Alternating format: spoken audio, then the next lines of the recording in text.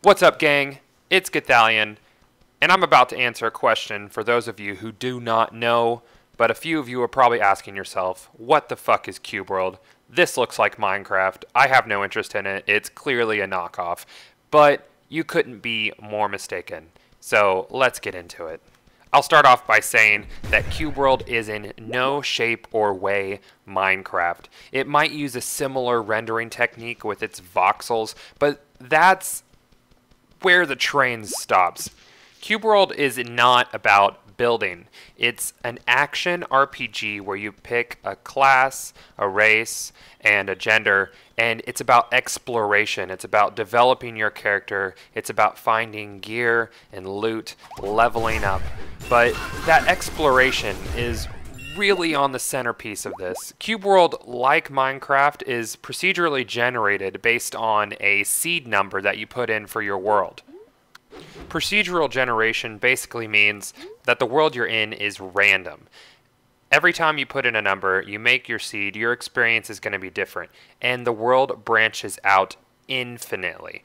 Now, I've traveled a really long path on my main seed, and you'll see it really quickly here, but there's a lot of space to go through, and in future updates of the game, there's going to be a lot of content to go through. The game right now is just in alpha state. It's been a bit since an update, and I'll get into that later, but I'll let you know, there's a lot to explore, and if you're a gamer who really loves exploration, loves digging into things, then you're going to like Cube World because it's pretty much a giant sandbox of exploration. You'll always find new castles, there's a town in every zone, and different NPCs to interact with, though they don't have a lot of interactions just yet, and I'm hoping that becomes more varied. But there's a lot of different zone biome types. There's oceans, there's plains, there's forests, there's lava areas, and jungles and deserts right now, each with their own unique dungeons like pyramids and temples and catacombs and keeps and castles.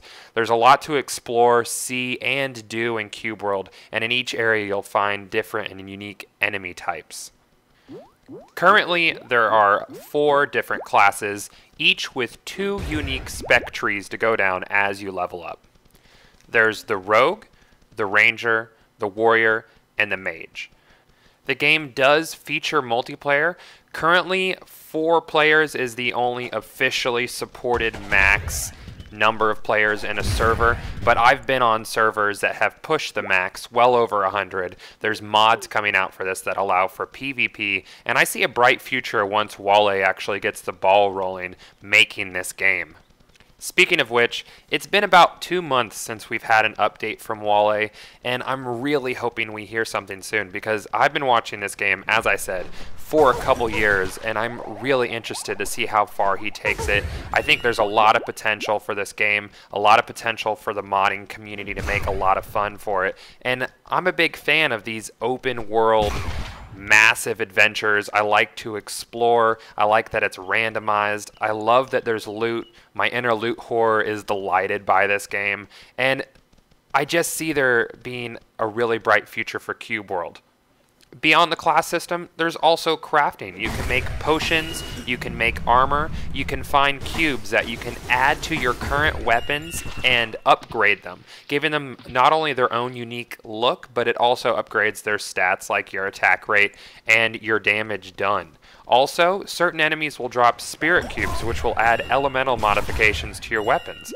Like I use a sword that has ice cubes and wind cubes on it. The ice cubes will freeze an enemy and make them move slower and attack slower, and the wind cubes increase my movement speed and attack speed. So it's finding those nice combinations for whatever class you play. There's even undead cubes that will heal you upon your special hits hitting, and that's really useful in boss battles. And speaking about boss enemies, there's not that many right now, but there were a few times when I was playing with Baru early on, not when we got super leveled, because right now our main characters are incredibly overpowered, just because the game's in alpha, there's not a lot of balancing done. But early on you could really tell that Wale is trying to move towards where there are world bosses, and it almost requires a large group of 4 plus to take it down, because mages can also be healers. And warriors can tank, and rogues can stun, and rangers can do their shit from far range. And even in its alpha state, I'm a big fan of the real-time RPG combat that they've put into Cube World. So yeah, gang, that'll wrap up this brief overview of Cube World, how I feel about it, the future I want to see for Cube World.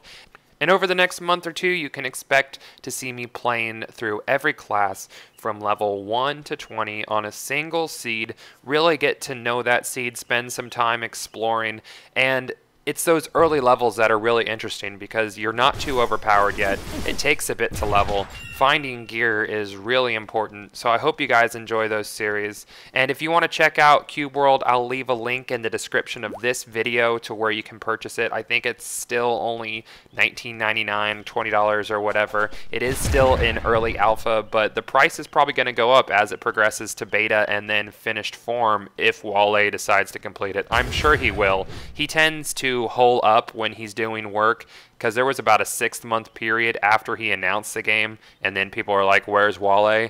And then the alpha came out.